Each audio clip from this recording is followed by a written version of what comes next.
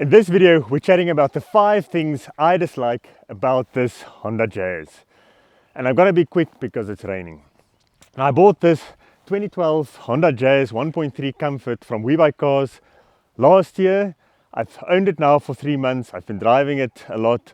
I love this car and I'm gonna make a video on the stuff I love about it. But this is just, if you're considering this, 5 things that you should know before buying one of these. Now the first thing I dislike is they've hidden the spark plugs behind the engine, so they sit right down there. So that blue plug there is one of the coil plugs, so there's no way in getting your hands and your spanner in there to change the spark plugs yourself. Now you might not be changing your spark plugs yourself, but if someone else does it, it's going to be expensive because it's a lot of labor. First you need to remove the window wipers, then you need to remove this whole cowl and a bunch of plastic stuff, and then you can get your hands in there. And the other problem with this is the spark plugs are quite expensive because they use iridium plugs, and I think it's to increase the service interval, which is good, but at a local parts store I couldn't find any normal cheap NGK plugs on their system.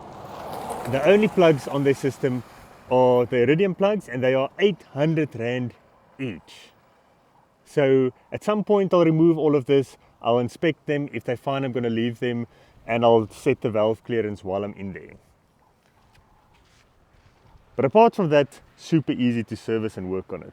Now, the second thing I dislike is this electronically assisted power steering.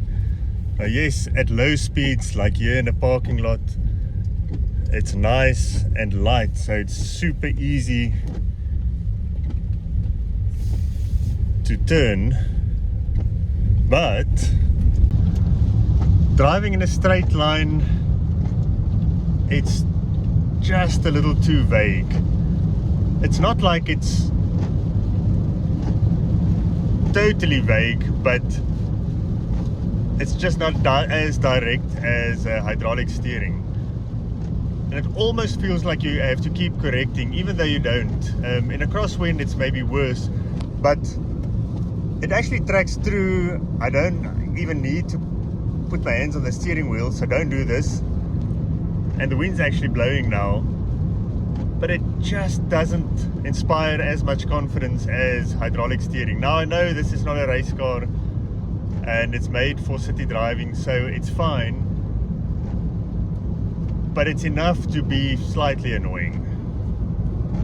The third thing I dislike about the Honda Jazz is the fact that it's so low. Now it's fine for city driving, and even here on the dirt roads and in our estate with the culverts, it's fine, but twice now I've scraped something at the bottom while going up a curb.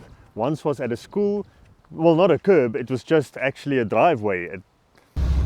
Like there in front of Dunlop the other day when I had to do the wheel alignment, the car actually scraped on the pavement there, and that's not even a curb, it's just a normal drive-in where you're supposed to drive up.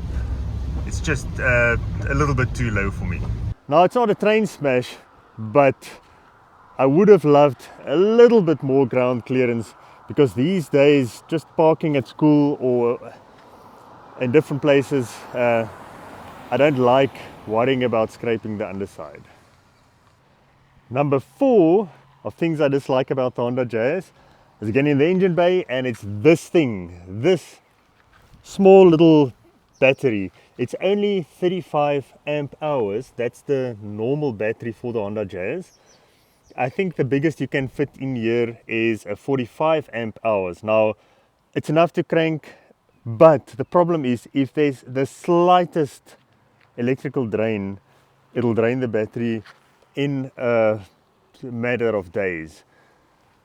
So I would have loved if they could at least have a 60 or 65 amp hour in there.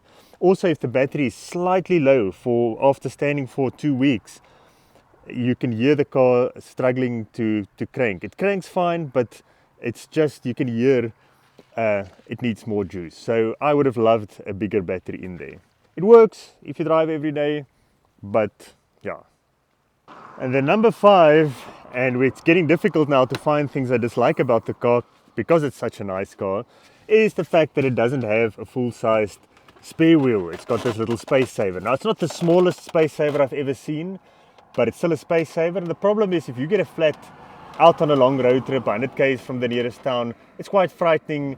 I don't like them, but I understand it gives you a much bigger boot.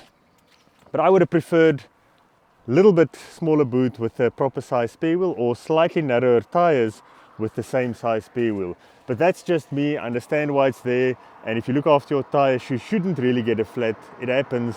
But anyways, that's all I could think of. Let me know in the comments if there's anything else that you dislike about the Honda Jazz and that people should look out for. That's it from me.